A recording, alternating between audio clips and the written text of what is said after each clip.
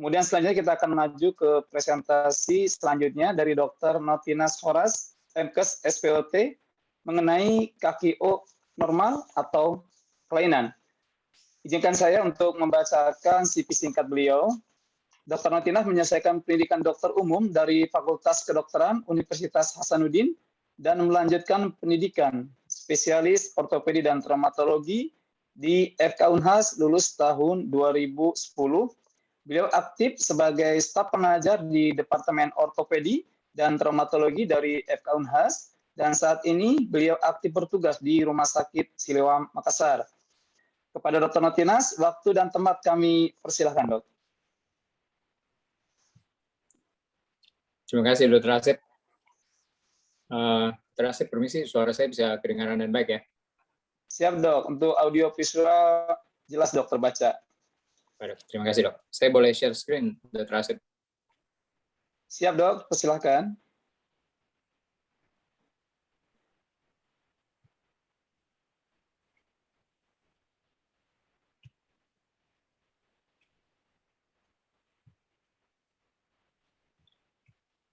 Dr. Asep sudah bisa lihat screen saya dan baik? Ya, Dok. Untuk screen terbaca dengan jelas, Dok. Silakan, Dok. Baik, Dok. Terima kasih, Dok. Selamat pagi kepada guru-guru dan teman sejawat semua. Di sini ada guru-guru saya, senior-senior saya, guru saya Dr. Triko, Dr. Ferdiansyah, ada banyak senior-senior yang lain beserta teman sejawat, teman-teman residen, dengan teman-teman GP, Dr. GP, dan teman-teman nurse semuanya. Saya pagi ini akan share mengenai bow legs atau biasa kita sebut sebagai kaki O.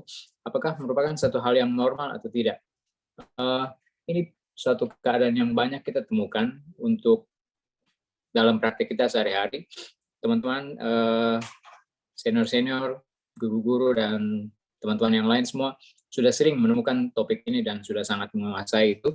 Ini hanya berupa reminder, dan buat teman-teman dokter umum, teman-teman residen, dan teman-teman nurse, ini bisa untuk meningkatkan alertness kita dalam menghadapi pasien-pasien di tempat praktik kita sehari-hari. Jadi, bow legs atau kaki O, biasanya itu banyak terdapat pada anak-anak, dan yang datang ke tempat praktik atau ke office biasanya itu adalah orang tua sambil membawa anaknya concern soal kaki anak yang bentuknya lain menurut mereka. Kita samakan persepsi kita dulu, yaitu bow legs atau genovarus atau varus atau biasa disebut sebagai kaki O adalah suatu bentuk deformitas pada kaki, pada lutut, di mana lututnya itu melengkung keluar, sementara pergelangan kaki dan kakinya itu bersentuhan. Sebaliknya, knock knee atau genovalgum atau valgus, biasa disebut juga sebagai kaki X, yaitu sebaliknya, deformitas yang sebaliknya, di mana kaki itu, kaki itu lututnya bertemu, sementara pergelangan kaki dan kaki itu terpisah satu jarak. Itu merupakan satu keluhan yang umum, yang sering ditemukan. Biasa pasien, orang tua datang, biasanya itu orang tua yang baru punya anak pertama, sehingga mereka masih belum terlalu banyak pengalaman dan ada sedikit khawatir mengenai bentuk kaki anak. Biasanya anak itu sendiri tidak punya keluhan apa-apa, hanya dari orang tua, oma, opa, atau dari keluarga dekat, saudara-saudara yang melihat, kenapa bentuk kaki anaknya seperti ini, sepertinya agak lain gitu. Apakah ini kaki O yang benaran atau tidak? Nah, bentuk kaki itulah yang membuat orang tua agak khawatir, sehingga datang untuk berkonsultasi. Wah, ini kira-kira masih dalam tahap normal ataukah masih sudah dalam tahap yang tidak benar? Untuk bisa melihat lebih lanjut, maka kita teman-teman perlu lihat dulu bahwa bentuk normal dari lutut adalah kira-kira seperti gini. Ini saya ambil gambar X-ray orang dewasa, sekedar supaya kita bisa melihat dengan lebih jelas kira-kira bentuk normalnya itu seperti gimana. Kalau teman-teman mau melakukan pemeriksaan kepada pasien yang datang dengan kaki O, tentu saja sebagaimana kita ketahui, exposure merupakan satu hal yang sangat penting. Jadi kita minta pasien untuk undress, dalam hal ini kita minta orang tua untuk melepaskan pakaian anaknya, boleh tetap menggunakan pakaian dalam, yang penting kita tetap harus bisa melihat sias, spina iliaca anterior superior, turun sampai ke kaki, supaya kita bisa membandingkan.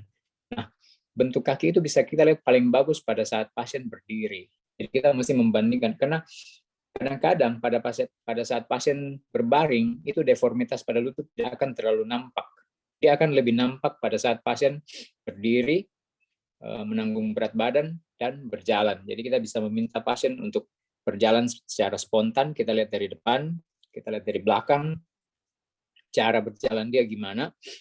Kadang-kadang orang tua juga sudah membawa video yang diambil di rumah, di HP, kemudian memperlihatkan sendiri kepada kita bagaimana saat anak itu berjalan secara spontan. Kadang-kadang anak agak takut dan dia nangis, dia nggak mau berjalan, mau digendong oleh orang tuanya. Nah, teman-teman juga perlu membandingkan ekstremitas yang kiri dan yang kanan, apakah ada asimetri atau tidak. Kalau memang dia ada bow legs atau knock knee, apakah bentuknya itu simetris kiri kanan dan tidak. Normalnya, teman-teman bisa lihat di sini bahwa lutut dan pergelangan kaki itu bisa bersentuhan satu sama lain. Jadi ini bentuk kaki yang normal. Tentu saja ini gambaran secara umum, bisa terjadi variasi normal juga.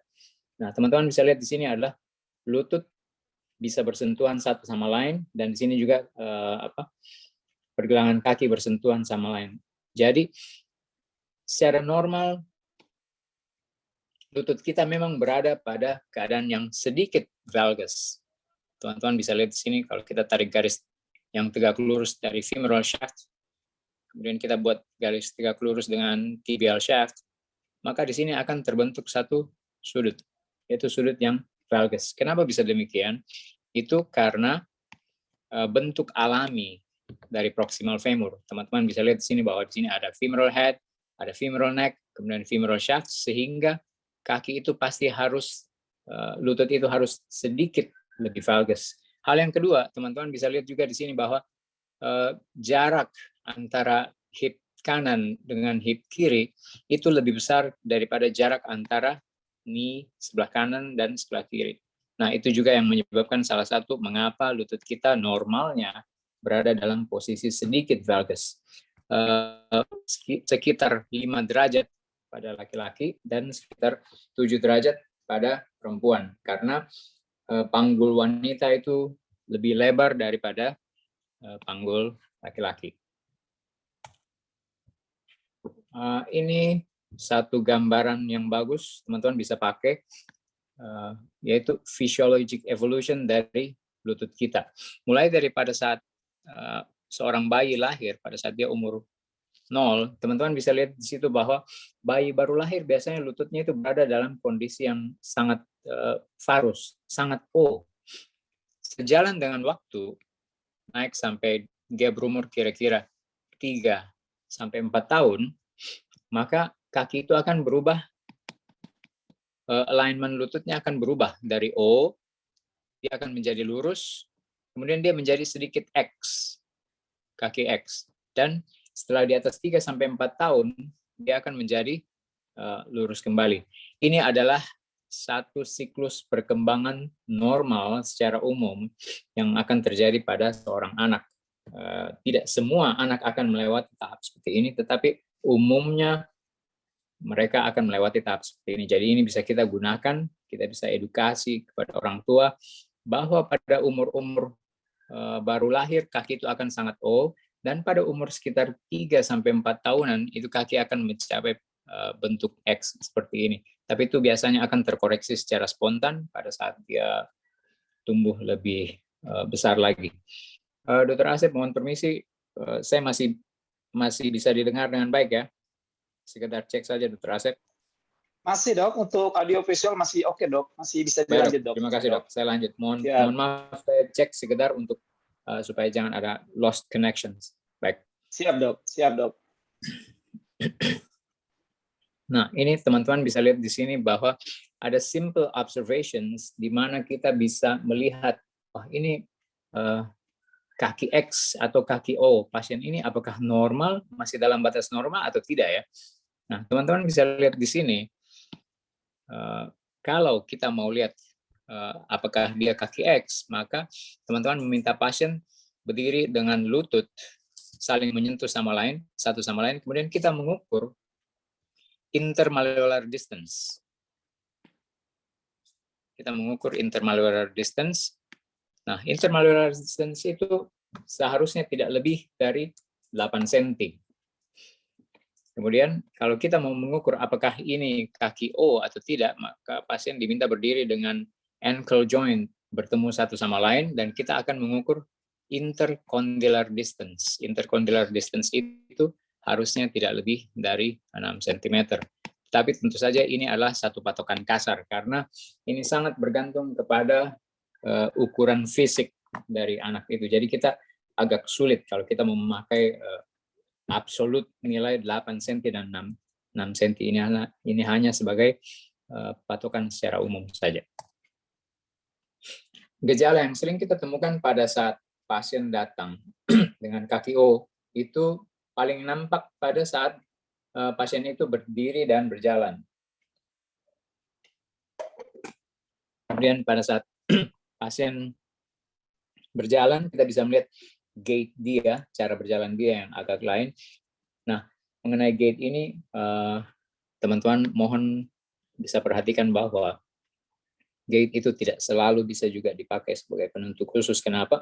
Karena pada anak-anak yang baru berjalan, sebagaimana kita ketahui, cara berjalan itu sangat berbeda dengan orang dewasa. Orang dewasa bisa berjalan dengan sangat bagus, lurus, stabil, itu karena balansnya, keseimbangan sudah bagus, koordinasinya sudah bagus, otot-otot sudah terbentuk dengan baik, kepribadian juga sudah terbentuk sempurna, sehingga cara jalan orang dewasa itu sangat bagus. Kalau ada kelainan dari bentuk cara berjalan, itu kita bisa melihat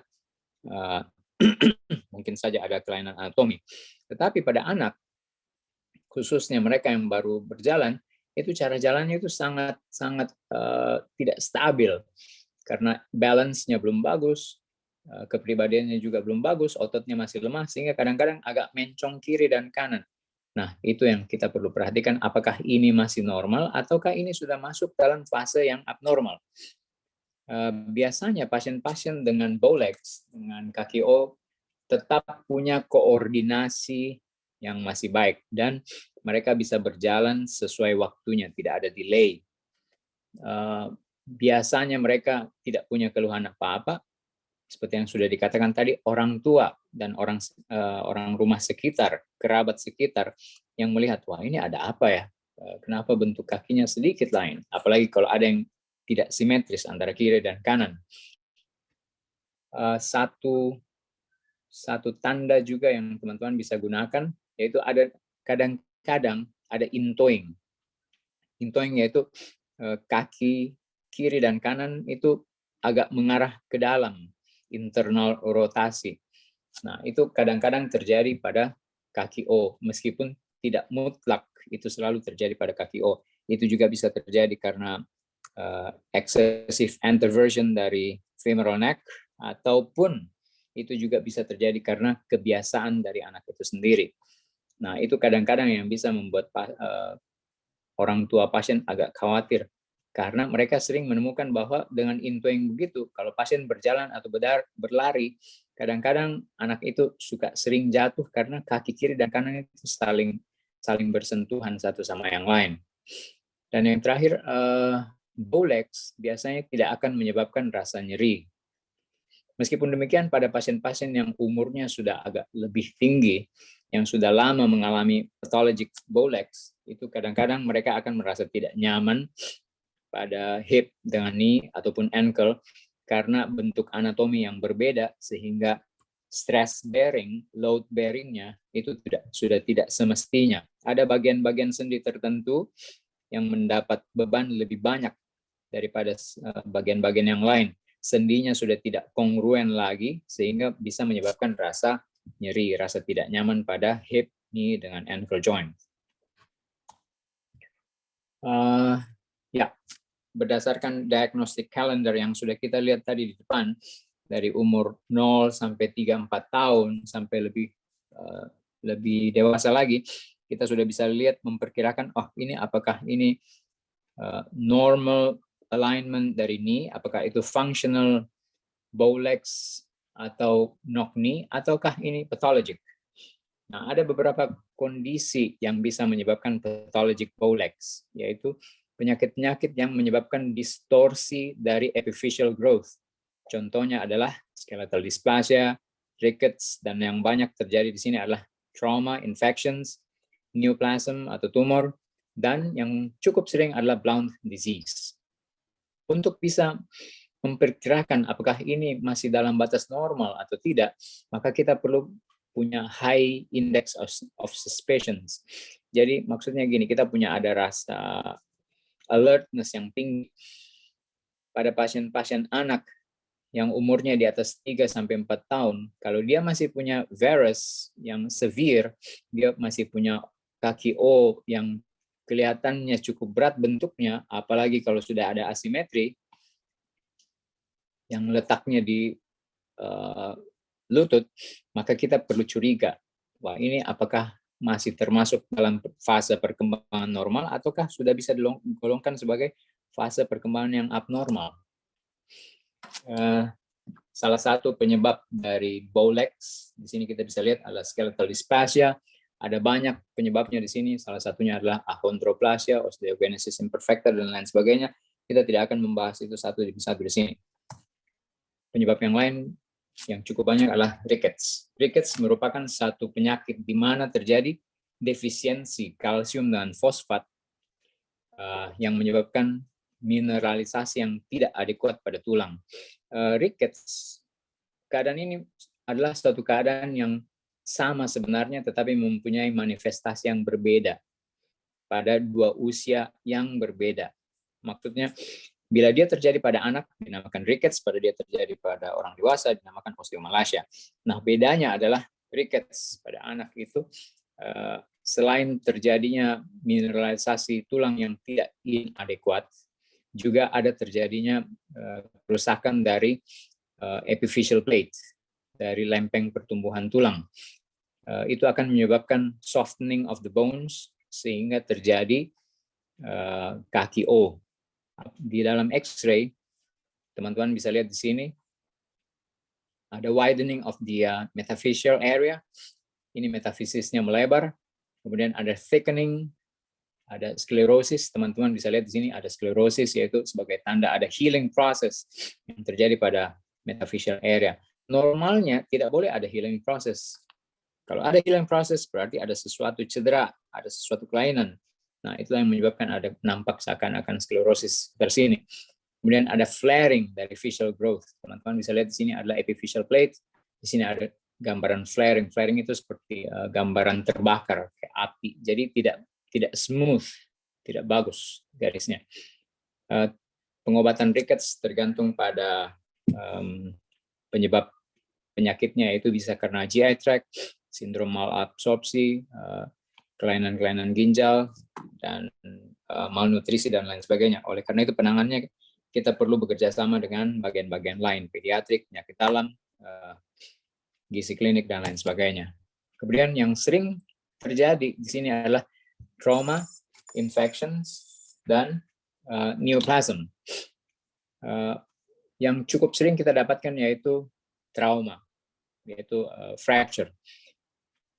Patah tulang pada lempeng pertumbuhan, Salter-Harris fractures. Jadi patah tulang yang mengenai lempeng pertumbuhan bisa menyebabkan physeal growth injury. Apakah dia terjadi overgrowth atau apakah dia terjadi undergrowth, sehingga pertumbuhan antara medial dan lateral tidak sama, bisa terjadi kaki O. Pada lutut, itu pada lutut. Contoh yang paling sering teman-teman bisa dapat, ini keluar dari topik sedikit, yaitu pada elbow joint. Physeal growth injury bisa menyebabkan cubitus varus atau cubitus valgus. Bahasa Makassar biasa orang bilang ciku. Jadi bentuknya kayak gitu. Jadi itu juga bisa terjadi pada semua sendi pada tubuh. Kemudian fraktur-fraktur yang tidak ditangani secara adekuat atau yang tidak ditangani sama sekali sehingga dia terjadi malunion, itu pun bisa menyebabkan kaki O. Dan yang cukup sering terjadi yaitu infection atau osteomyelitis. Dalam hal ini adalah chronic osteomyelitis. Chronic hematogenous osteomyelitis yang terjadi pada proximal tibia atau distal femur. Pada kasus-kasus pediatrik, dia bisa merusak physeal growth sehingga menyebabkan gangguan pertumbuhan pada di sekitar lutut. Itu juga bisa menyebabkan terjadinya kaki O ataupun kaki X. Dan yang terakhir adalah, meskipun ini agak jarang, tapi saya pernah dapat 1-2 kasus, yaitu primary bone tumors yang letaknya di dekat facial growth. Misalnya osteochondrom yang tumbuh sangat dekat dengan epiphyseal plate, tergantung apakah dia letaknya di medial, di lateral, ataupun di anterior, dia bisa menyebabkan varus, valgus, ataupun procurvatum.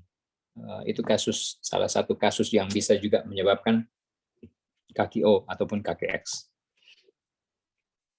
Dan yang cukup sering kita dapatkan adalah blount.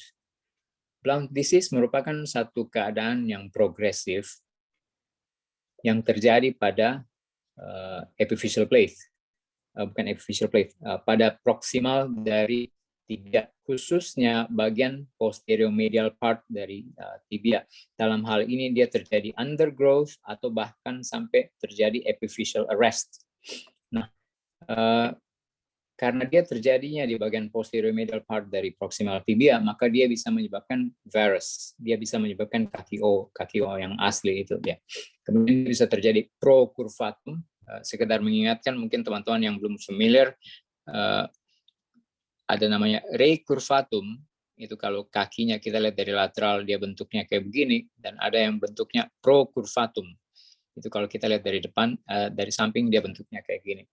Nah, pada blount disease itu bisa terjadi varus, bisa terjadi procurvatum, dan internal tibial torsion. Tibianya rotasi internal itu yang kadang-kadang bisa menyebabkan intoing gait. Kemudian pada blount disease, anaknya itu biasanya, tidak selalu, biasanya itu overweight dan dia cepat berjalan. Mohon jangan dibalik.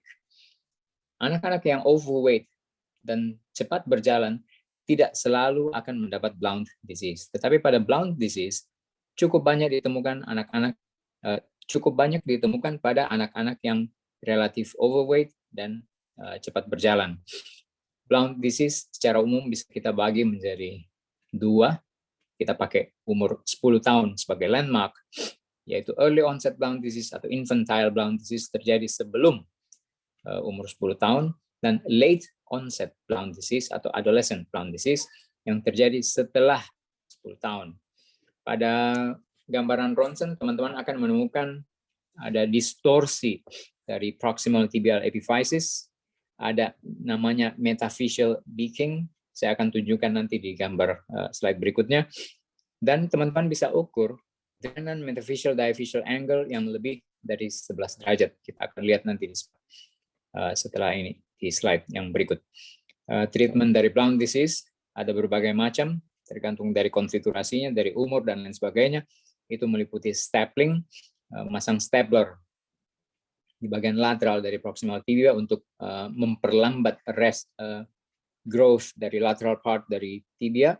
Kemudian ada hemiepiphysiodesis dan corrective osteotomy. Osteotomi untuk memperbaiki bentuk lutut. Di sini teman-teman bisa lihat dari gambar yang sebelah kiri, bentuk typical dari blount disease. Kita lihat di sini ada asimetri. Blount disease bisa terjadi bilateral, bisa terjadi unilateral. Dia ada varus, kemudian dia ada procurvatum, dan dia ada internal tibial torsion. Kita bisa lihat secara kasar, di sini internal tibial torsion, yaitu yang kaki sebelah kanan, patella facing forward, patelanya menghadap ke depan.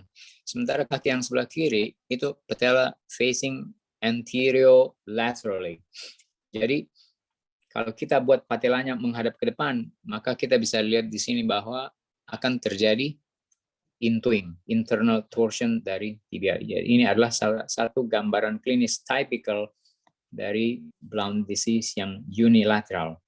Kemudian kalau kita minta foto X-ray, dia akan nampak seperti ini. Teman-teman bisa lihat di sini ada distorsi dari epifisisnya. Kalau teman-teman lihat di sini epiphyseal plate dari femur, dia bentuknya bagus ya, smooth. Nah, sementara di sini epiphyseal plate dari proximal medial tibia, dia bentuknya distorsi, tidak bagus. Bedakan dengan yang sebelah lateral. Kemudian ada metaphyseal beaking. Metaphyseal beaking itu, teman-teman lihat di sini, dia bentuknya seperti paruh burung. Itu namanya metaphyseal beaking. Dan kita bisa ukur Drenan's metaphyseal diaphyseal angle. Biasanya radiologi akan mengukur itu untuk kita, tetapi ya sekedar mengingatkan kepada teman-teman sendiri, kalau teman-teman mau ukur sendiri, itu bisa. Jadi teman-teman ambil, tarik satu garis yang menghubungkan metaphyseal area dari tibia. Kemudian kita tarik satu garis yang membentuk yang sejajar dengan longitudinal axis dari tibia. Setelah itu kita buat satu garis yang perpendikular terhadap longitudinal axis dari tibia, 90 derajat perpendikular. Sudut yang dibentuk antara metaphyseal, sudut yang dibentuk antara garis ini dan garis ini, itulah yang disebut sebagai Drenan's metaphyseal diaphyseal angle. Dan Drenan's metaphyseal diaphyseal angle itu mestinya kurang dari 11 derajat. Apabila dia lebih dari 11 derajat, itu kita masih ada alertness terhadap blount disease, dan apabila dia lebih dari 16 derajat, itu sugestif bahwa pasien akan sudah ada blount disease, salah satu parameter yang bisa kita gunakan. Sebagai tambahan, genovarum pada orang dewasa itu juga bisa terjadi, dan penyebabnya juga cukup banyak, yaitu bisa karena sequel dari deformitas pada saat pasien itu masih kecil. Kalau itu memang sudah seperti itu, biasanya itu tidak akan banyak memberi keluhan apa-apa. Itu juga bisa disebabkan karena trauma atau malunion atau ligamentous injury, bisa karena Paget disease ataupun osteoarthritis. Di sini kita bisa lihat, teman-teman bisa lihat di sini bahwa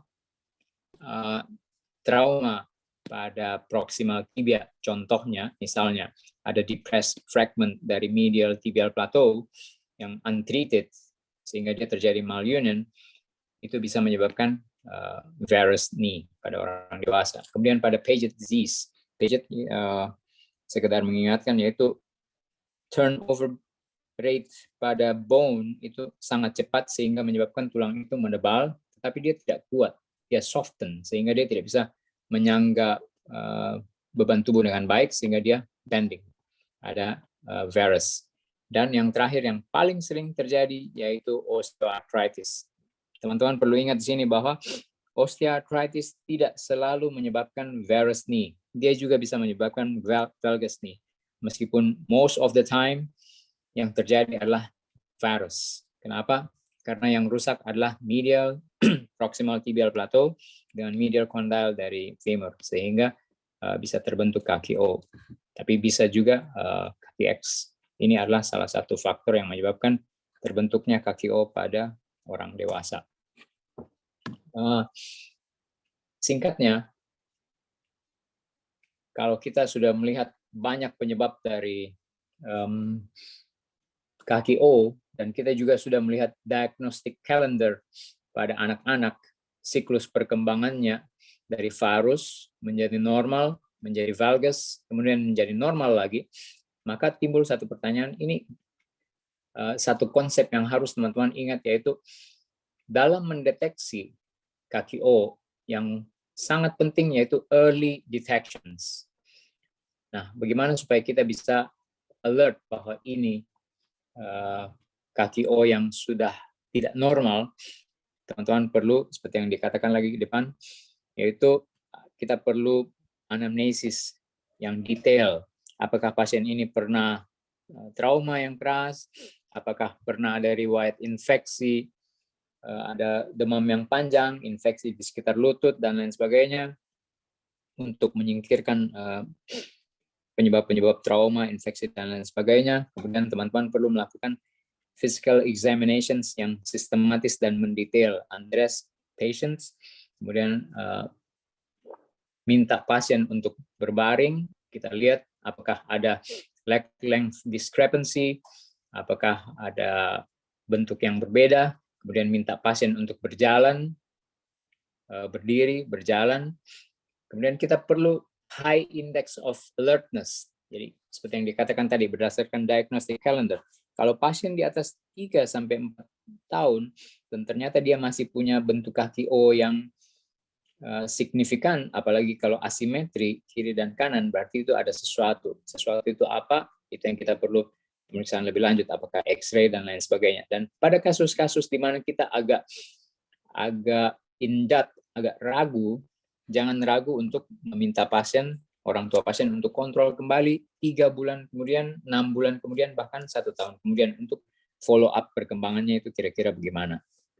Berikut ini ada beberapa reference yang mungkin teman-teman bisa gunakan untuk membaca lebih jauh mengenai kaki O maupun kaki X. Itu cukup bagus. Ya, saya kira demikian. Saya akan kembalikan ke Dr. Asep. Mudah-mudahan presentasi ini bisa berguna untuk merefresh apa yang kita sudah tahu dan membuat kita alert dalam praktek kita sehari-hari mengenai kaki O. Terima kasih banyak. Saya akan kembalikan ke Dr. Asep. Terima kasih, Dr. Asep. Baik, terima kasih Dr. Notinas atas presentasi yang sangat bermanfaat.